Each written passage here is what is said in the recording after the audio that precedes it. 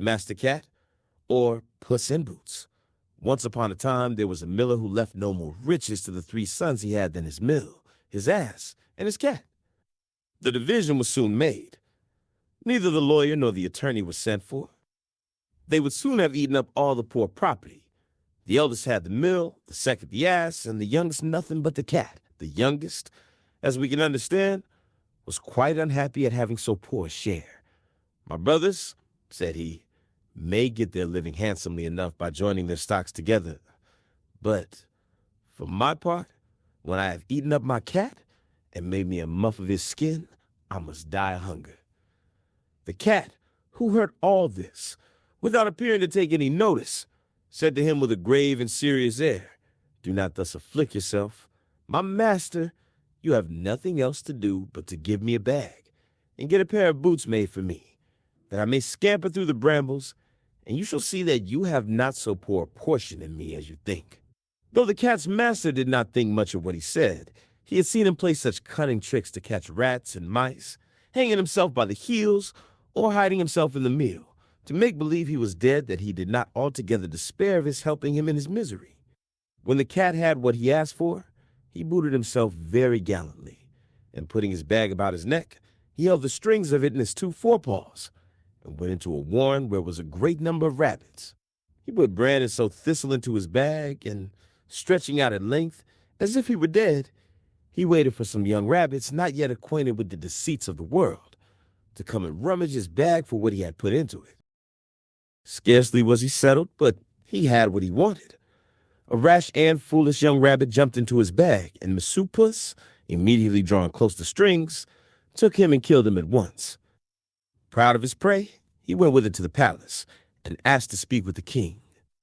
He was shown upstairs into his majesty's apartment, and making a low bow to the king, he said, "I've brought you, sire, a rabbit which my noble lord, the master of Carabas, for that was the title which Puss was pleased to give his master, has commanded me to present to your majesty from him." "Tell thy master," said the king, "that I thank him, and that I am pleased with his gift." Another time he went and hid himself among some standing corn, still holding his bag open, and when a brace of partridges ran into it, he drew the strings, and so caught them both. He then went and made a present of these to the king, as he had done before of the rabbit which he took in the warren. The king, in like manner, received the partridges with great pleasure, and ordered his servants to reward him. The cat continued for 2 or 3 months thus to carry his majesty, from time to time, some of his master's game.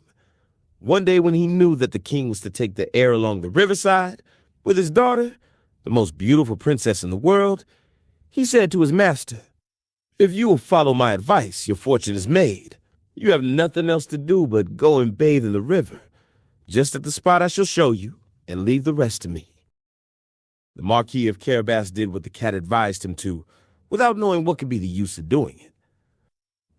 While he was bathing, the king passed by, and the cat cried out with all his might, "Help, help! My lord the Marquis of Carabas is drowning." At this noise the king put his head out of the coach window, and seeing the cat who had so often brought him game, he commanded his guards to run immediately to the assistance of his lordship, the Marquis of Carabas.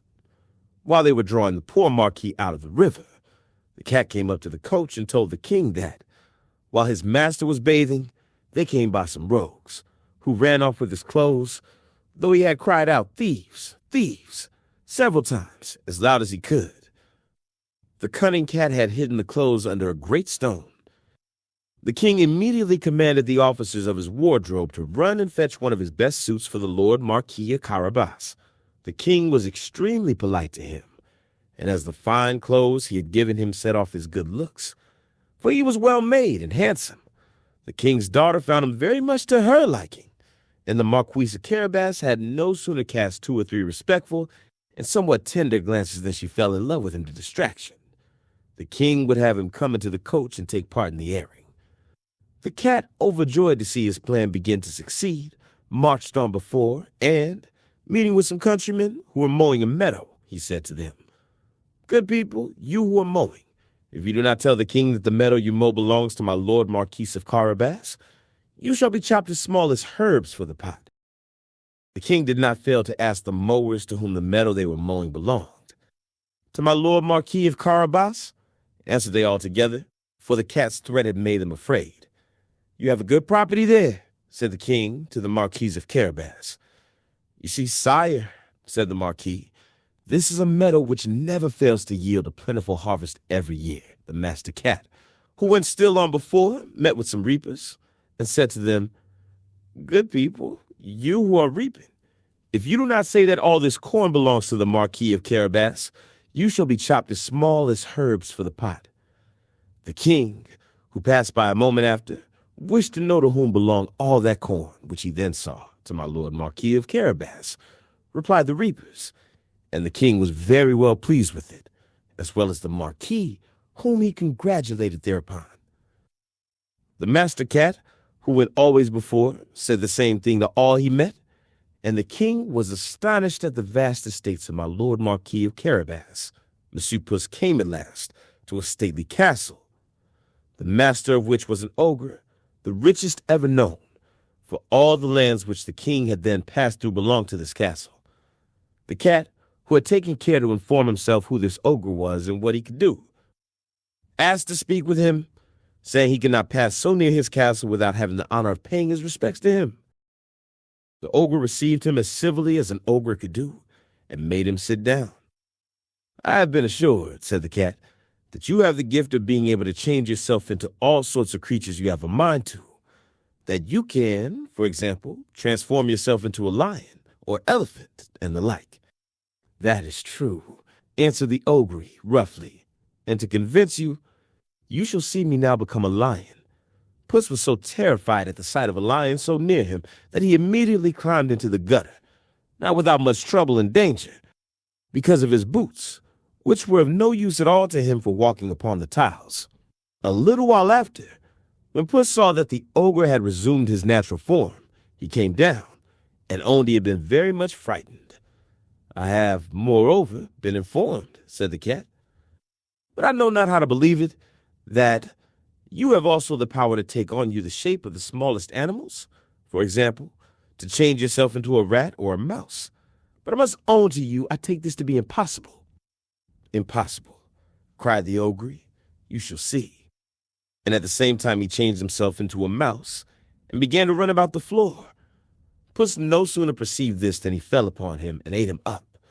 Meanwhile, the king, who saw, as he passed, this fine castle of the ogres, had a mind to go into it.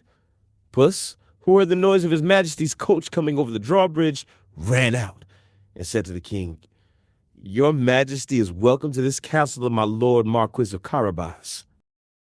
What? My lord Marquis? Cried the king. And does this castle also belong to you? There can be nothing finer than this courtyard and all the stately buildings which surround it. Let us see the interior, if you please. The Marquis gave his hand to the young princess and followed the king, who went first. They passed into the great hall, where they found a magnificent collation, which the ogre had prepared for his friends, who were that very day to visit him, but dared not to enter, knowing the king was there. His majesty, charmed with the good qualities of my lord of Carabas, as was also his daughter, who had fallen violently in love with him, and seeing the vast estate he possessed, said to him, It will be owing to yourself only, my lord Marquis, if you are not my son-in-law. The Marquis, with low bows, accepted the honor which his majesty conferred upon him, and forthwith that very same day married the princess. Puss became a great lord, and never ran after mice any more except for his diversion.